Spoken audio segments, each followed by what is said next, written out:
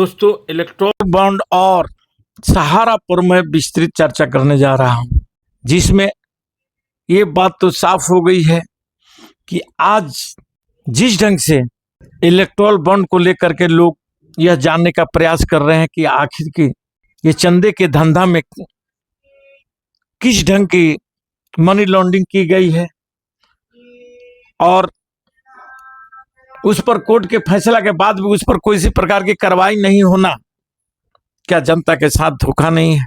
कैसे कोई व्यक्ति इतना बड़ा फ्रॉड करके और वो अपने आप को ईमानदार घोषित कर रहा हो।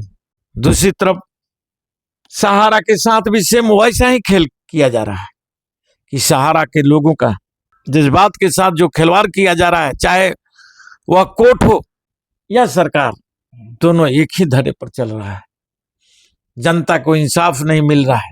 देश में ही देश के लोगों के द्वारा ही देशवासी को ठगा जा रहा है और सरकार और न्यायालय दोनों चुप बैठा है। इन तमाम बातों का मैं इस वीडियो के माध्यम से आपके सामने प्रस्तुत किया हूं और इसी कड़ी में जो आदर्श नायर व्यक्ति है वह अदालत का दरवाजा खटखटाया है, एफआईआर दर्ज किया जाए। इतनी बड़ी घोटाला का जिसको सुप्रीम कोर्ट असंवैधानिक करार दे दिया है और उसके जरिए जो हमारे सरकारी संस्थाएं ईडी और सीबीआई के दुरुपयोग कर जबरन वसूली की गई है, उसको वह अपने पिटीशन में बखूबी दर्ज किए हैं, जिस पर कोर्ट ने भी यह जानने का प्रयास किया है कि आखिर के यह काला धन कैसे हुआ। उसका भी, क्योंकि अय्यर जी का वकील प्रशांत भूषण जी है, उन्हें बहुत ही विस्तृत ढंग से रखा है कि कैसे विरोधियों को फंसा करके या पूंजीपतियों को फंसा करके उनसे जबरन वसूली की गई है। उन्हें जेल जाने का डर दिखाया गया है, कई महीने उन्हें जेल भी रखा गया है। उसका उदाहरण भी दिल्ली शराब ठेका का दिया गया है और झारखंड का भूमि घोटाला का, जिसमें हेमंत सोरेन को भी 5 महीने तक जेल में रखा गया था। कोर्ट का भी सोच शायद सच ही है कि इसकी विस्तृत जांच होनी चाहिए। कैसे दवाइयों का दाम अब देख रहे होंगे कि बढ़ा दिया गया है अचानक, 6 महीना में जस्ट डबल। ऐसे दवाएं भी हैं जो हमारे जीवन के लिए उपयोगी है और उस पर डबल कीमतें वसूली गई है। और जब वो देखा गया, जांच किया गया, तो पता चला कि वह कंपनी इलेक्ट्रोल बॉन्ड दिया हुआ और उसके बाद ही उसका दाम अचानक बढ़ गया है। तो क्या इलेक्ट्रोल बॉन्ड लेकर के और इन पूंजीपतियों को जनता का दोहन करने के काम किया गया है, या अपने विरोधी नेताओं को कैसे डरा धमका करके अपने पक्ष में मिलाया गया और वहां की सरकारें गिरा दी गई है। जैसे महाराष्ट्र का भी आप देखे होंगे, सुप्रीम कोर्ट के लाख आदेश के बावजूद भी उस पर कोई कर्जबाजी नहीं हो रही। वैसा ही केस सहारा में भी है। सहारा का केस 2012 में ही सुप्रीम कोर्ट आदेश देता है कि निवेशकों का पैसा लौटाया जाए और सेबी को आदेश मिलता है कि आप 25,000 करोड़ रुपया सहारा से लीजिए और इनको जनता का पैसा वापस कीजिए। लेकिन क्या हुआ? पैसा वापस मिला? अभी भी 3-4 सितंबर को सुनवाई हुई, वहां पर भी यही बातें देखने को मिल रही है कि वे सेबी कंटेम्प्ट किया है। मैं पूछना चाहता हूं कि क्या सेबी को या कोर्ट को 12 साल बाद याद आ रहा है कि वह पैसा नहीं वापस किया है? इसके बीच में सरकार के द्वारा जितनी खेल की गई, क्या वह सरकार के नजर में नहीं है, मोदी जी के नजर में नहीं है, कोर्ट के नजर में नहीं है कि कैसा लोग दर के सहारा ठोकरे खा रहे हैं, उनके पैसे नहीं दिए। यहां तक कि 2022 तक सहारा का पैसा वसूला किया में जमा लिया गया है, जबकि उसकी बैंकिंग नॉन बैंकिंग का अधिकार 2015 में ही कोर्ट छीन चुका है। वह किस आधार पर लोगों से पैसा ठगते रहा, एजेंटों के माध्यम से मंगाते रहा पैसा, और हमारी शासन प्रशासन चिर निंद्रा में सोई रही। यानी आज जो सरकार है वह अपने कार्य से विमुख हो गई।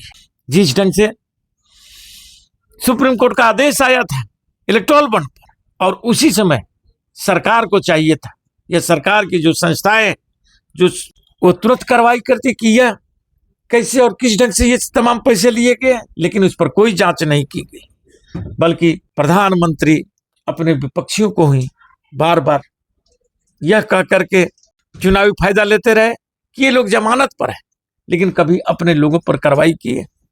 ड्रग्स का ही मामला ले लीजिए, 3000 मेट्रिक टन गुजरात के पोर्ट पर पकड़ा जाता है, लेकिन उस पर अब तक कोई कार्रवाई नहीं होती है। इन तमाम बातों को लेकर के राहुल गांधी जोर शोर से अपने हर चुनावी सभा में उठा रहे हैं, लेकिन हमारी स्व संज्ञान लेने वाली अदालत आखिर क्यों चुप है। लेकिन जब जैसे ही कुछ बच्चों की मामला मुंबई में ये इसी ड्रग्स के मामला आता है और उन्हें जेल भेज दिया जाता है। इन तमाम बातों को आज हर उस शख्स को समझने की जरूरत है जो इस देश से प्रेम करता है, और इसी कड़ी में जो आदर्श नायर व्यक्ति है वह अदालत का दरवाजा खटखटाया है। क्या उसकी आज तक कोई खोज? मान मर्यादाओं को रोका गया और जैसे ही वे लोग इनके साथ हो गए या इनके पार्टी में मिल गए तो आज वह ईमानदार हो गए, और इस ढंग से पूरे देश में एक कुचक्र चलाया गया है। इन तमाम बातों को वहां पर जो पिटिशनर ने रखा है, सेम वैसा ही कहानी सहारा के लोगों के साथ नहीं की जा रही है। यहां पर भी किस ढंग से एक पूंजीपति को बचाने के लिए देश की तमाम एजेंसियां लगी हुई है और जनता को डेट पर डेट दी जा रही है। इधर उधर की बातें हो रही है, लेकिन उनके पैसा कैसे दिया जाएगा, उनके पैसा कैसे प्राप्त होगा, इस पर अब तक कोई सुनवाई नहीं हो रही। आप जो 3, 4, 5 की जो वीडियो में भी आप लोगों को देख रहे थे, उन तमाम वीडियो में अलग अलग केसों की जिक्र है, लेकिन मुख्य जो मुद्दा है कि सहारा जमाकर्ताओं के पैसा मिलनी चाहिए, क्या वह पैसा आज तक